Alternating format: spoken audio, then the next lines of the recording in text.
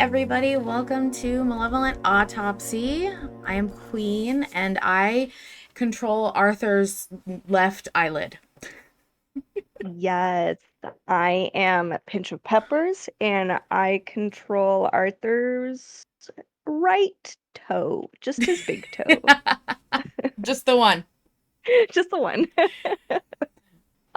We're back. I'm back, basically. I'm doing great. Just yesterday, we had the public airing of part 43, so I am living for all this art and fan fiction that's already hit AO3. Yeah. Um, I loved watching everybody react. I think it was delicious to see everybody process in real time what was happening and how serious it was. I think so many people were not, I mean, I don't know if anyone expected that to happen, and it felt very good.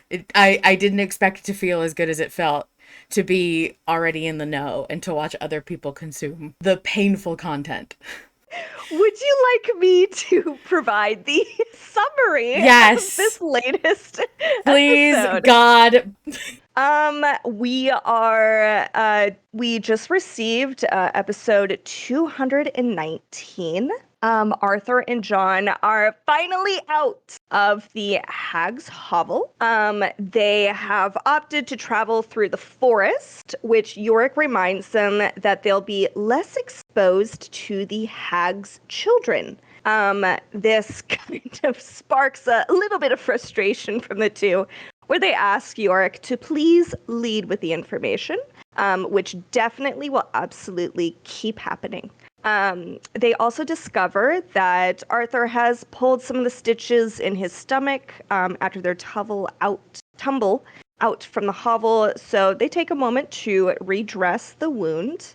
During that time, they pull off the breastplate, and John remarks that it does bear the prince's mark, which was great for me. I got really excited. Even though it is not described, we did get a name for the prince himself, which is Prince Warren of Aravel. They have a brief discussion on how wearing the breastplate could either help or hinder them, as it might identify Arthur as the prince. Yorick reveals that the prince was invited to Castle Cairnford, and was on his way towards it before the incident happened and the hag whisked him away. The prince did not know why he was invited, nor the intention of the invitation. Before they head out, York reveals that what he wants from John and Arthur, per their bargain, he would like the hag's left hand. His request is that he will be able to alter it and use it in any way without question, and that John and Arthur must assist him in that endeavor. I love that. Thank you for the summary. I'm really bad at summaries, so you'll notice a running theme of me asking everybody else to write them.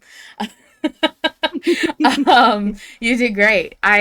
This episode was very, I don't want to say lore heavy, but it was exposition that I think was sorely needed. Mm-hmm. As somebody said in the chat, Vol Control says, I knew Peppers was gonna be wild and about the heraldry. I have to say, you were the Mm-hmm. first person I thought of when when that came up. I was like, oh, Peppers is gonna be cooking if we get any details about that.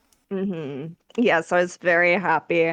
To those of you who have not listened in to previous episodes, I did a quote unquote quick rant regarding armor and how members of higher quote unquote society, usually royalty, would wear at least some level of armor, whether it be etched or specially colored or any which way, to at least bear their heraldry that way. Their enemies wouldn't kill them, but instead get a ransom from them. So I was delighted to find that he was wearing the prince's armor, and necessarily a confirmation of etching. All we know is that it's a mark, but I take that in my heart as being this beautifully intricate breastplate, because That's fun for me. So I'll take it.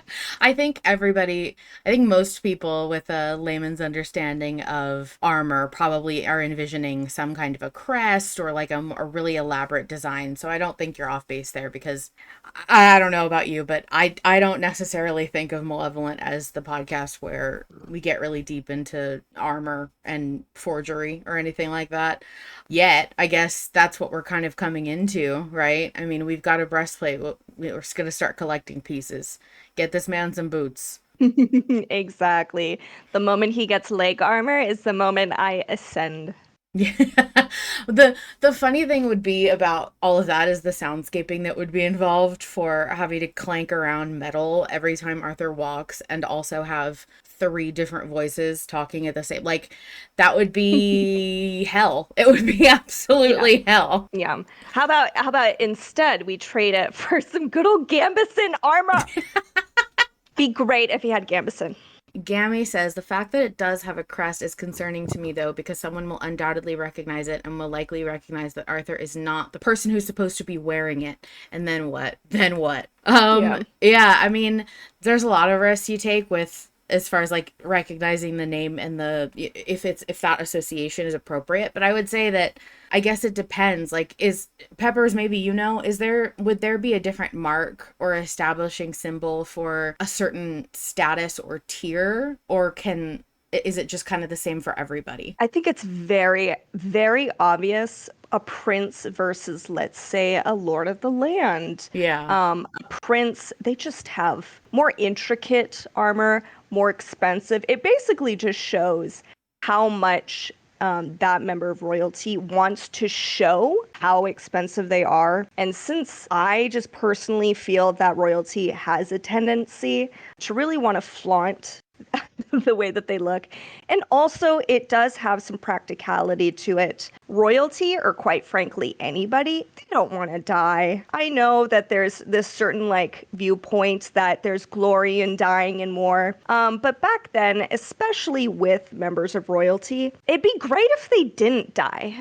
So having kind of symbol to even show them different from the lords would be, I think, very practical. So it's not necessarily illogical for that to be a thing. Right. And Yeah. also, I'll also say this. It specifically has the prince's mark, which is going to be different from other lords who have different heraldry of, wherever they're from. Yeah, that's a good point. Vol Control says it seemed like Warren is a minor prince or lord because Yorick said something about his title being a courtesy or whatever.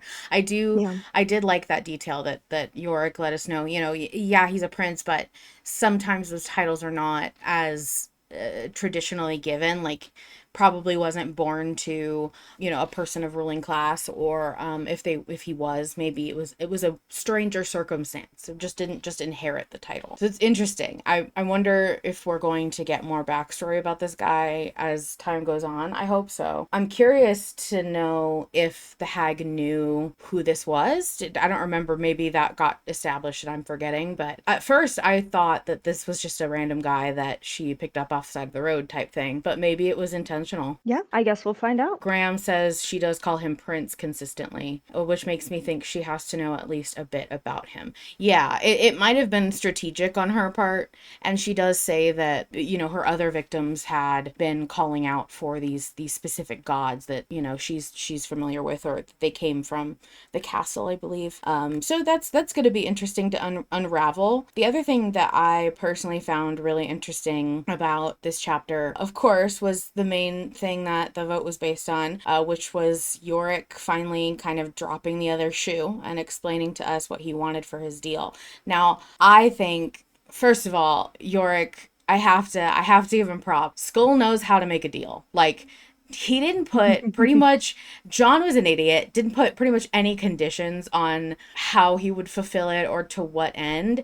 And now Yorick pretty much has unlimited free reign over what he can ask, which means when I was listening back to the terms that he was asking for, there's no end point to it. Like you'll notice that Yeah. Yorick doesn't say, you have to help me use the hand until I accomplish this goal or for a certain duration of time. Yorick is just like, you have to do whatever I say about this hand and you have to help me use it. There's no like resolution to that. So it's interesting that I'm going to be interested to see if Arthur tries to push back against that in the next chapter, or if we'll get anything more about realizing, hey, how indefinite the deal is.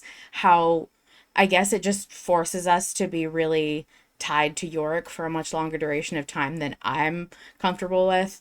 Whether or not you trust Yorick is a whole other conversation, but I did not appreciate how there was no like stopping point for when we're done. Like, when are we done and when are we square? Yeah. And I think another good point as well, um, because we have some people in chat also remarking exactly how Arthur might potentially react to this. I think initially, at first, he does seem very understanding. I mean, that could change. That could definitely change in the next chapter upcoming. But at the moment, I mean, Arthur has also pulled deals that have kind of sort of been forced on him, such as the Kane deal. Yeah. When he's given 3 seconds to decide. God, we Um, gotta stop putting John yeah. in situation where he gets to talk to anything that has any semblance of power and wants to make a deal with it. Like, he's just the most vulnerable baby when it comes to, I will take any deal as long as these very vague conditions are met. And then not even that. He gets screwed over by Kane, which, I mean, I Hmm. can't think, we all kind of could have saw that coming. And I feel bad. I feel a little bad for him because, wow, you are really just not in your right mind when thinking about who you're talking to. Um, but I To especially, be fair, I'll say to be fair, and I know that you're not really implying this, but just in case anybody else is listening to this and being like, well, how come you guys aren't mentioning this? Obviously, Arthur was on the brink of dying. It's very believable that John would have done anything to save Arthur. Obviously, he was under duress, but it is massively unfortunate that he didn't really have the hindsight, regardless of the fact that he's told Arthur multiple times to not fuck with the Vanguard. And he is the one to have dude, made dude would have the had massive every oopsie. John would have had every right to be like, "You got yourself into this shit, Arthur. I'm not like you. Figure it out." But no, Mhm. I do appreciate that he was as desperate as I think everyone would be. If the person you love the most is on the verge of dying, and you have one shot to save them, what wouldn't you do? Like, what? I mean, it is very human. It's very real. We're seeing a lot more of John having to make these hard choices that result in the decision being one that is more aligned with humanity and his newfound identity than who he was, or having an issue like trying not to slip back. And I think even though they're the tough decisions and they may not always end up in quote unquote the right result, or things don't go the way he would like them to. I think it's very telling, and it's very, I think it's very satisfying to see John fuck up in this way, because it's how Yeah. most of us would. I I don't begrudge John for making the wrong decision. I'm just exasperated because, oh my god. Yeah, they're now in a pickle. But Yeah. I will say, Seer of Time also points this out in chat. I was so proud of John for explaining the deal, though, and why he made it. Yes. Arthur actually listened. I also like how he initially was about to, you know, claim ignorance, return to his old ways, but he's shown that he's grown. I like that stumble. That felt very honest, very real. But then he finally is like, okay, yes, I'm going to come clean. I have consistently fucked up this relationship by not coming clean. I'm going to come clean and we're going to explain the deal. I loved how smoothly Arthur handled it too. Like, okay, Hmm. like I get it. I would have probably done the same thing, and who's to blame you? He just let it roll off his back, and I feel like that he could have done that with um backsliding in the dark world if Kane hadn't fucked with them about it. I think that's pretty much how it would have gone. I mean, I don't, of course I think Arthur would have been upset and disappointed, and they probably would have had a little talk about it, but I think it would have been much less explosive than, yeah, go ahead and wipe his memories. Um, Yeah. I also think that it's interesting. Yorick, uh, Fish pointed it out, but it was something that I was thinking of too. Yorick had didn't do anything. Fish said Yorick didn't do anything bargaining here. He's not the master deal maker or anything. John was the one who said, "Help me, and I'll give you anything you want." And Yorick was just like, "All right." And I did notice that, but I will say that it's interesting because if he hadn't offered that, I we would have gotten so much more revealed about what what drives Yorick, because yeah, he says he serves what suits best or whatever, but then like 10 minutes later he's telling John that they know each other already and John just doesn't remember, and they didn't see eye to eye, but he thinks it's wonderful that he loves Arthur and he wants to honor that relationship. He just is bouncing back and forth so hard constantly over and over again. And even him being motivated by his own like personal gain doesn't fully line up with the picture of Yorick that's been painted in my head. I'm very curious to understand him better. He seems like he has some kind of a very soft side. He seems like he knows way more than he's letting on. Even if some of that is from ignorance, I think he is just holding back a lot of stuff that is Yeah. going to hopefully be explained later. Yeah. Well, yeah. I very much enjoy the very slow trickle, the this constant little drip of information of hints of what Yorick is, his past, him being the Vanguard. I think the biggest question I have is why did the Vanguard seek Arthur out in episode 4? This all goes back all the way back to episode 4. Um, it kind of also goes back to what Yorick said, that said, I align myself with what suits best. Um, that's, has that been a thing ever since episode 4? Did he sense the king inside Arthur? Um, well, yeah, it implies that the Vanguard could hear, um, could hear John. I'm pretty sure. So that's fascinating. I want to see what the heck is up with the Vanguard. Like, this is so fascinating. So I'm really excited to see how this goes. And I feel that the best way of doing that is to go through with the deal. I think it's ultimately a very not smart decision to go, nope, we're not gonna honor this deal. Yeah. Because number one, John has already made his bargain. Like, they're already fucked. John was the one to make the bargain. But I do believe they are double fucked if they do not follow through with the bargain. They're already on the back foot. Arthur is still wounded. He took a tumble and he's already opened up some of his stitches.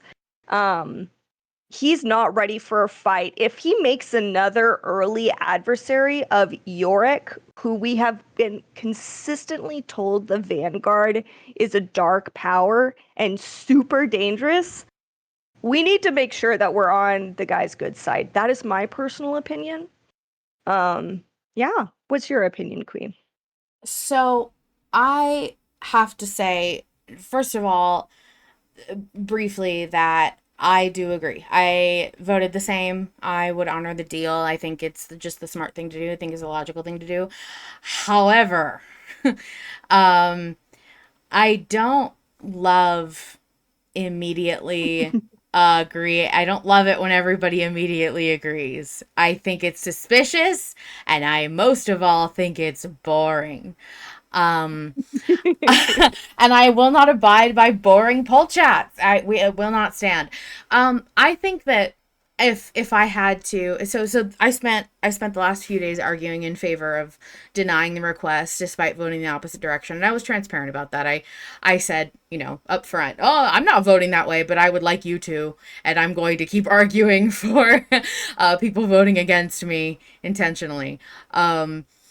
It was for those listening at home, it was a 93% honor the deal, 7% deny the request, 289 votes. The poll was dropped on, I think it was Tuesday, Monday or Tuesday, and it closed on Friday at 7 a.m. because we have Canada has a long weekend, so Harlan wanted to get all of that stuff done and out of the way. Um, there we used some specific emojis that didn't nobody voted on. It was just me deciding what the emojis were. And we had a shield for honor the deal and a bicycle for deny the request. And I did a bicycle because it was like denying him the hand.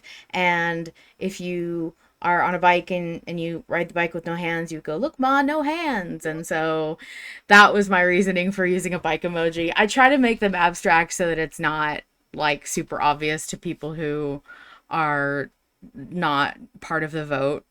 No, we did not hear your cat, Peppers. You're fine. Okay. Um, Anyway, so everyone was pretty much in favor of honoring the deal. I think it's the logical, reasonable, sound, and smart sort of decision to make. I agree that Yorick Vanguard is not to be messed with. I especially think that it's just the honorable thing to do. You made a deal, you fucked up, you deal with the consequences. That's kind of what John's been learning this whole time. This would be the culmination of that. Like, yeah, you made a bad decision, whether or not it was a justifiable bad decision, you have to live with the consequences anyway. You don't get to run away and hide from what you've put yourself in. So I think it's good.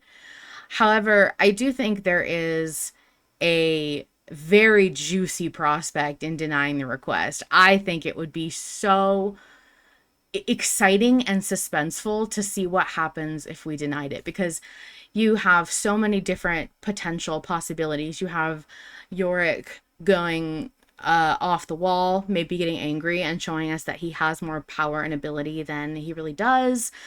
You have the possibility of Yorick being like, okay, I see how it is, and kind of just letting it go only to bring it back later and not help us in a time of great need, or betray us at the last second, or something crazy like that. There are so many cool options that could have come with denying the request. I think that we would be Mhm. remiss to not at least think about them, consider them. I also think there were some really good arguments. I pulled this week. I pulled some.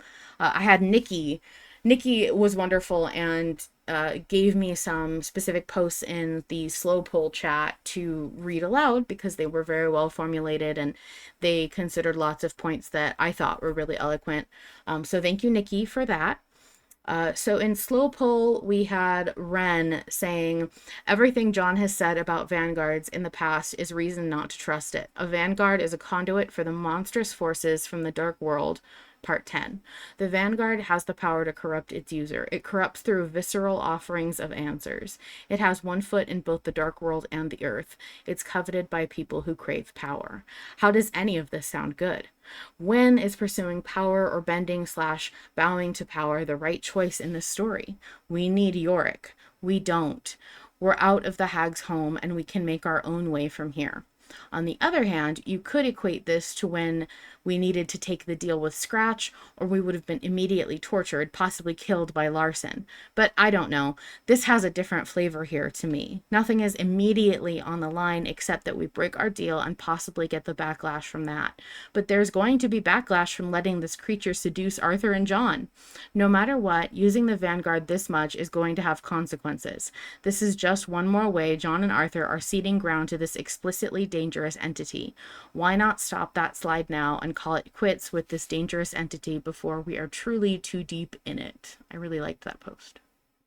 Yeah. I think that's a good point. I mean, there were multiple points in that. I think the number one thing, there is a huge risk in letting the Vanguard use the witch's hand. We don't know what the witch's hand can do. And for Yorick to be like, okay, well, not only am I gonna have you guys use the witch's hand, you're not allowed to question me.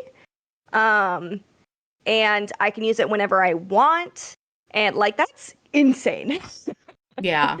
And so there's almost a part of me that's like, I wish we could set conditions now.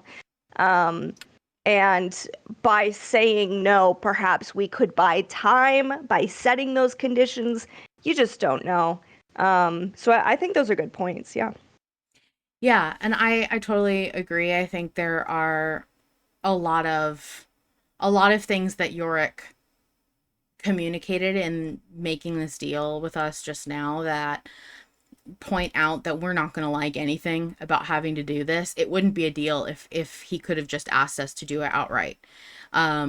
He wouldn't have to bargain with us or cash in on this deal if we were going to be willing to do it anyway. So whatever it is, it's for bad. Like we were probably not going to like it. Nikki also made a post in Slow Poll that I would like to read out, which is we don't know for sure how he would react or what methods of reprisal are at his disposal. He knows a great many things, can see through any eyes in the time/plane he inhabits, is directly connected to/partially within the dark world. He seems to have an Arthur radar and the ability to move around on his own as well as possess other formerly living things. Just because he hasn't seemed to do much other than talk and possess a corpse so far doesn't mean that is all he is capable of, or that he can't use those skills to sabotage or otherwise attack John and Arthur. I'm sure whatever the result, it would absolutely would be interesting. I definitely don't want to discourage people from voting deny the request, as it's perfectly valid and would lead to its own interesting path. Personally, though, I hope to see the path where Yora gets what he wants for now.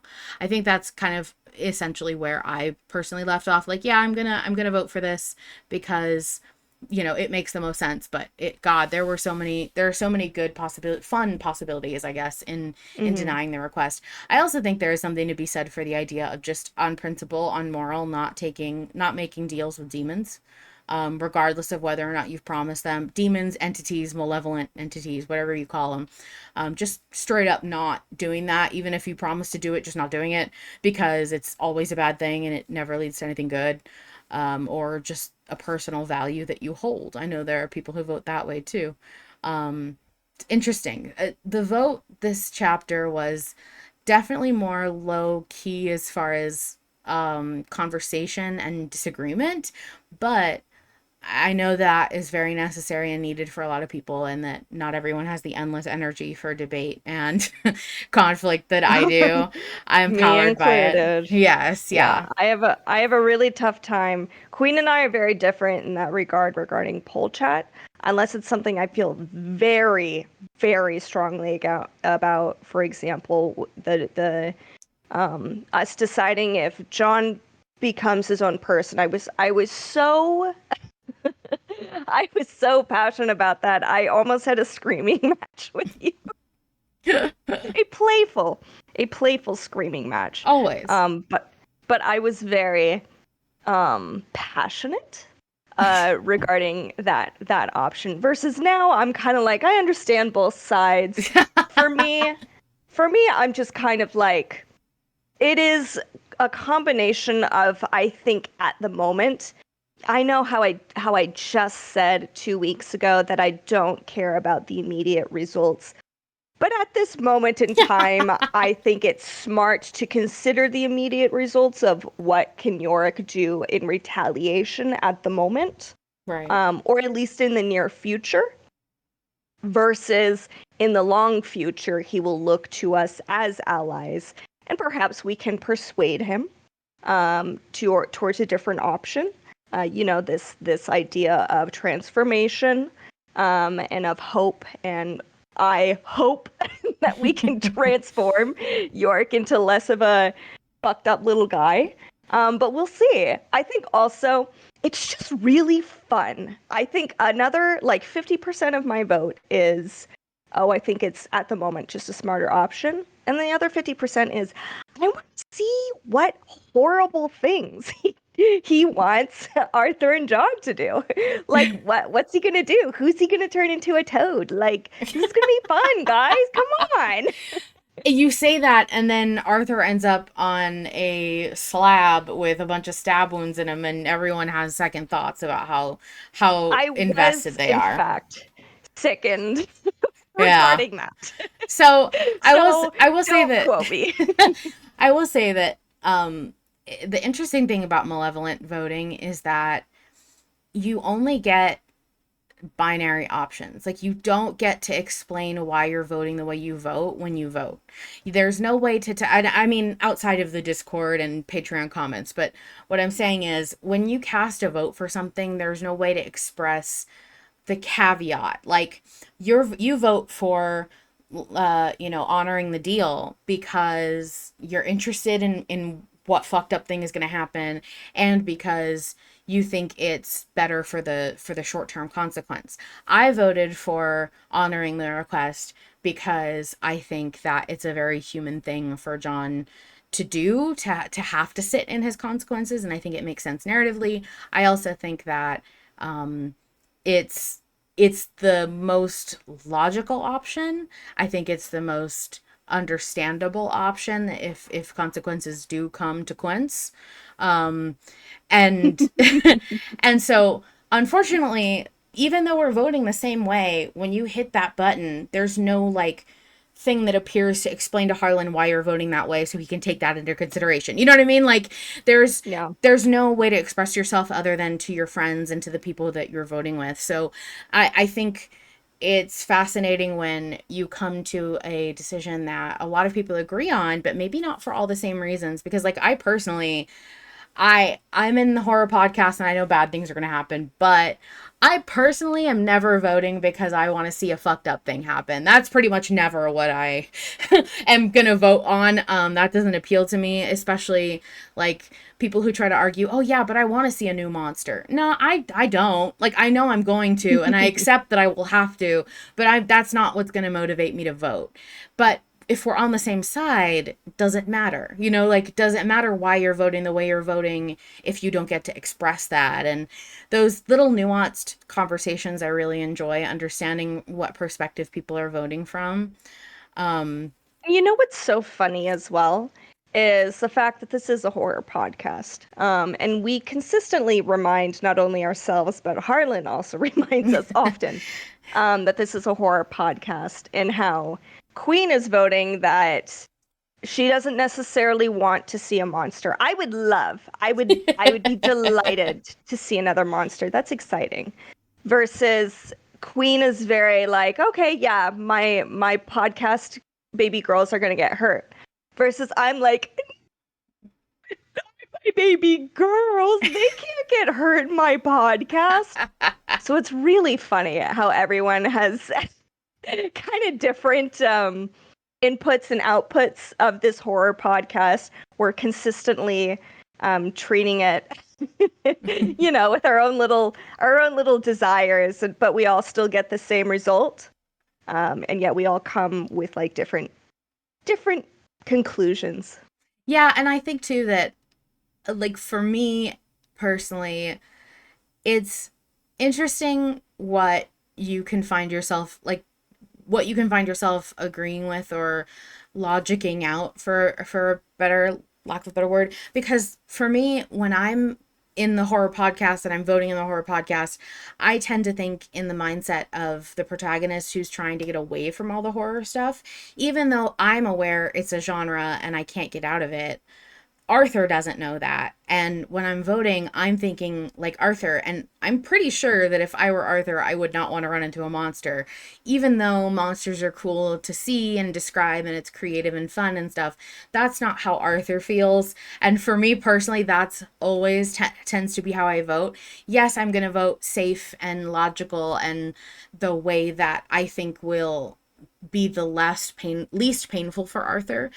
I have no expectation that that's actually what's going to happen, but I do treat it very much like if I were the protagonist in this story, what would I do? What would I want? And regardless of what I want, the story is going to go the way the story goes. So for me, it's very much like I'm going to vote this way and I'm along for the ride of whatever happens next. Um, yeah, I know that there is some. No, yeah, we can talk about that in just a second. I know that there is definitely some contention about whether or not people want to keep Arthur quote unquote safe physically from harm. I will just briefly say on that because it can be a really touchy subject. I don't think anyone is interested genuinely in the long run in Arthur being repeatedly damaged in a way that doesn't serve the story. I don't Mhm. think that anyone who is voting in good faith or anyone that participates in the game of this podcast is seriously out to just wreck Arthur as much as physically possible until it's not fun anymore. So I think that keeping Arthur safe is important to a lot of people. For some people it's a top priority. For some people it's I would like him to just be safe enough to continue telling the story. All of it is valid. Yeah. But Peppers, I know that It you had is. an interesting thing you wanted to touch on. Yes, yes. Yeah, so I actually quite enjoyed this chapter. I actually enjoyed it more than last chapter, and I don't want to I was about to say I don't want to compare the two, and yet here I am. It's an ebb and flow story. Is what I'm trying to say. But I did enjoy this chapter for a very small little snippet moment. And I was really hit. I think it was just a snowball effect of episode 43 releasing, which I'll ask you, Queen, about that briefly soon, about how it went with that airing for the first time yesterday.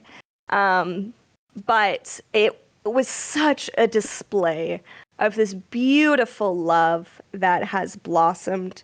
I mean, it's been blossoming. It's been there since I want to say episode 2. And the moment Arthur starts treating the baby so gently and carefully, and John responds less like an eldritch creature and more like somebody who sees a value in life. That's when I knew that these two were eventually going to become friends. But to see episode 2 and then to come all the way to now chapter 219, Arthur has just um, lost a couple stitches. You know, they've come undone during the tumble. And John is so concerned about it. He's so gentle with Arthur. He tells him, insists to him to take a moment to breathe and stop rushing so that he can fix Arthur up. That, for some strange reason, really got me this episode or this chapter. It, oh, I was so delighted over the fact that John just like, put him back together again. How sweet. How sweet is that? How we started from maybe John being a little irritated of Arthur taking too long of, oh, you're fine, I don't really care. And now, you know, of course, this is more of a concern than just like getting a little splinter. Even though I personally thought Arthur's splinter incident, I was like, okay, fucking relax. It's a splinter. Yeah, we all get them. To him getting, stabbed to death, getting up 3 days later because Arthur can't stand still, and getting his stitches, torn a little bit, and John just being so gentle with him. It just that contrast. I really recommend those now that we're in season 5. Season 5 is really coming close to becoming probably my favorite season. Season 3 was my favorite, but I think season 5 is, I think, getting up there. Just this constant display of platonic love that's just so, it makes me so happy. I just briefly have to say a comment that made me have to mute my mic because I laughed.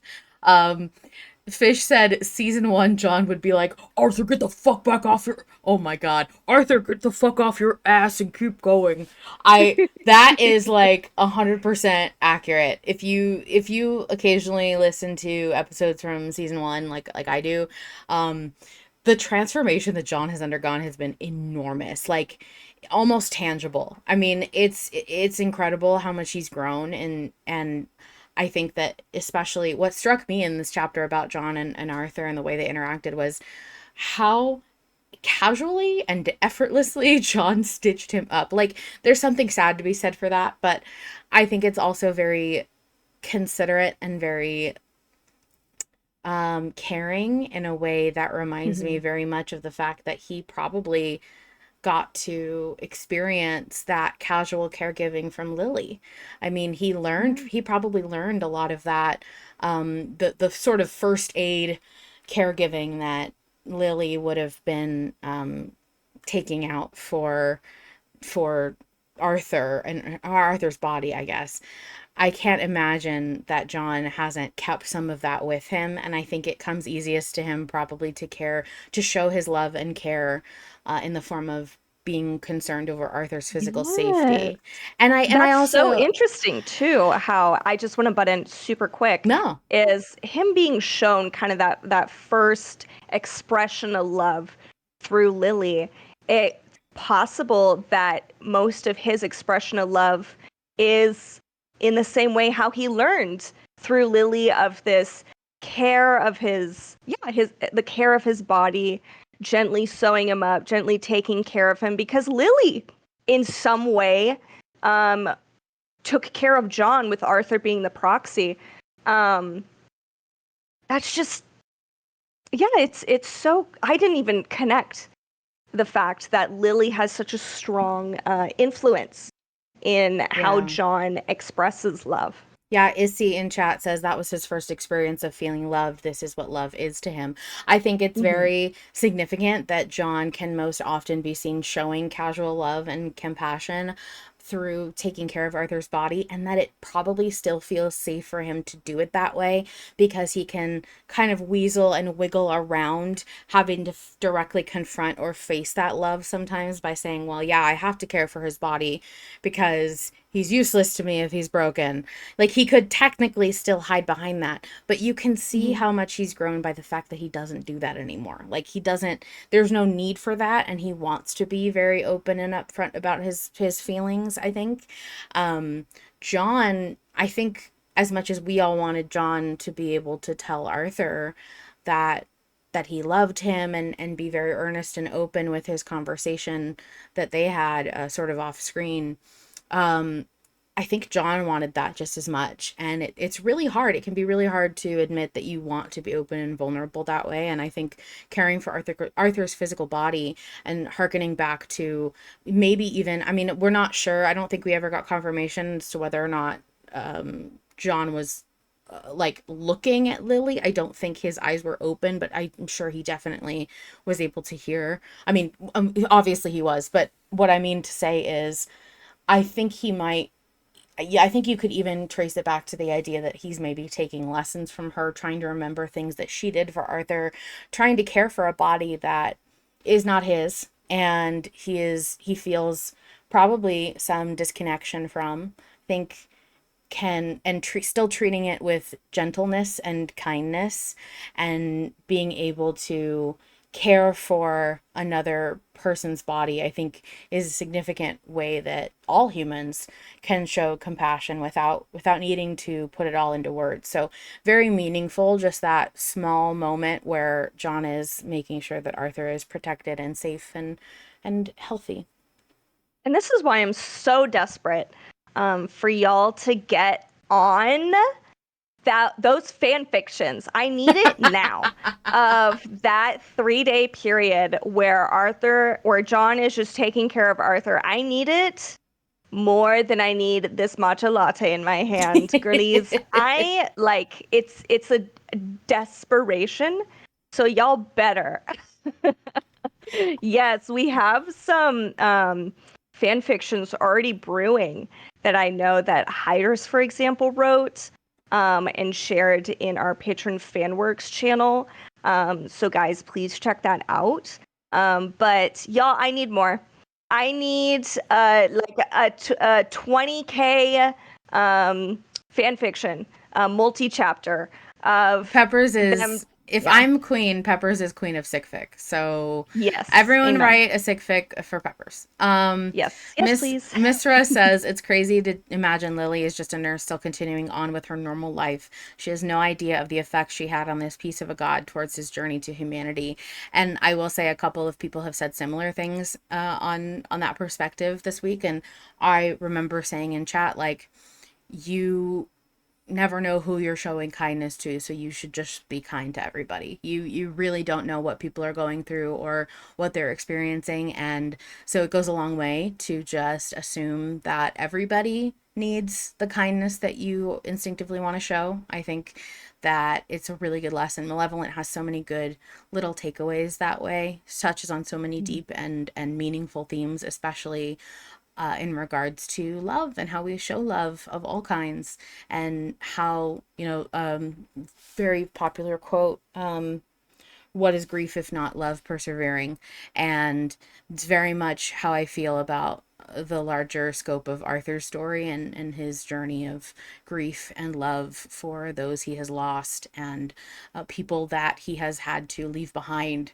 Like, what's that one guy's name that he left, sacrificed an arm for him? Can't remember that guy.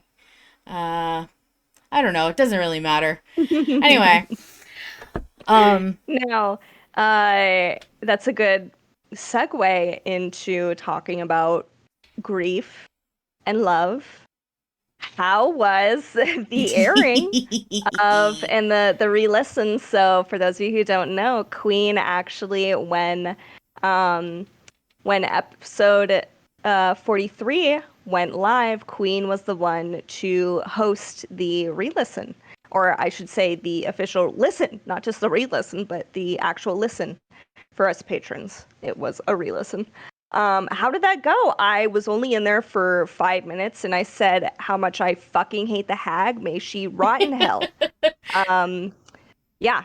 How So was it? 43 actually went really, really exceedingly well. So for those who were not patrons during the time of the release of those chapters as we were voting live, were not part of the Patreon when we were listening to the public listen or any of that. Harlan, it was really significant. I'm sad we didn't get to talk about it as a chapter itself while it was happening live, but this was kind of born of that vote. Harlan mentioned that he would really like it if people could keep Arthur's death, his stabby actual death, a very, very good, like, locked down secret. There is a difference between no spoilers and Harlan stepping in to genuinely ask if we could keep this private until it was released publicly, because as patrons, we got to experience these gaps between the story of 43, where we were voting on all these decisions, and we all have our feelings about how they went and what voted and who voted and all of that stuff. And we've talked briefly on the show about how impactful some of those conversations were and what a good time that was for the Discord and the patrons overall. But something that was significant to mention was Harlan personally delivered a message to us after that part was completed, just saying, like, hey, I know you guys are usually pretty good about doing spoilers and not, not spoiling people, but at the same time, this I want to kind of be different. Don't don't react to people even freaking out about it. Don't hint to people, don't put emojis, don't even comfort them. Like, don't be excessive about your desire to reassure them that everything's okay, because the patron experience was so absent of comfort. I mean, we had to make it for Yeah. ourselves. Nobody really knew what was happening, what was going on, what was going to happen next, how long Arthur was going to be gone. There were some of us who were speculating that he was going to be gone for several episodes, like the hour-long episodes that get released. There were some of us who thought he would just come back the next chapter. There were some of us who didn't even think he was dead, and, there was a way around it or something like that. But it was so vague and intentionally left completely silent. It was truly like being I left alone in a remember room. I remember feeling genuinely sick, especially when the Queen started to tear Arthur up. That was kind of the line for me where I was like, oh fuck, like this is tough to listen to right now. And I think it's so valuable because again, this is a horror podcast. Just reminder for everyone, this is an R-rated horror podcast, or a mature whatever. Um, and it's so valuable that emotion, that you know these levels of emotions are very carefully maintained, and that we don't break it, because it does ruin the experience of just a non-patron listener to have these people respond with these cryptic messages. And I remember when I was a non-patron, I was really irritated when I'd get these cryptic messages, because it would break the flow of the story for me. It would break the flow of my emotions. So it was so good to hear from Queen that everyone kept their cool Yeah, and I kept was that so despair. I was so genuinely proud. Like the patrons could have done a lot to mess it up. I mean, and granted, everyone has different feelings about spoilers. Some people genuinely it doesn't impact their listening experience. Some people need to be warned. Some people won't consume media unless they know what's going to happen already. So, I mean, look, everybody has the way they prefer to experience it. For specifically engagement with this episode under Harlan's nose in his channels and spaces, and respecting his intention as a writer that is present and active in the fandom, which is a very rare thing. I think it was necessary, and I think it's what I personally think the experience is more impactful if you don't have that reassurance. Mm. But I think, and I will always feel this way, and I know how lucky I am. I do think that the most I don't want to say like I guess the most rewarding way to experience this episode was definitely being a voter during this time and being in John's shoes and having to make choices that were never right no matter what you did. Everything failed at every corner, and you were working so hard to make it all work and to put the puzzle pieces together. And you had all this logic for why it would work, and you tried everything and it just didn't. And then at the darkest hour, having something good happen, having that moment of triumph, having everything work out in the end, it was so much more rewarding and relieving to deal with as a patron, Yeah. And than John proving his competency as yes. well, because I remember also not even just being in the shoes of John, but I felt I was once again a listener getting upset over John, listening to the hag, only to realize from the very beginning he had been manipulating the hag from the very beginning. So once again, that fantastic reminder that the King in Yellow is still a manipulator, and as terrifying as the hag is, she's also still immortal, and John was able to slowly, of course, I do think there were a lot of moments where John was pulled in by, her statements. But I re-listening personally to the full episode again, I was like, oh shit, like he manipulated her at least to the very end. Um and got that bitch to blow her fucking head off. Amen. Happy Pride, I think, everybody. I mean, really, I love to see it as the idea of like John really tried everything else before he turned to manipulation, but he did Mm. have that in his back pocket at all times because he started out this whole thing with not telling her what the glass of Lang was, or lying about the gun. And so from the very start, he had this plan. He knew he could do this at any time.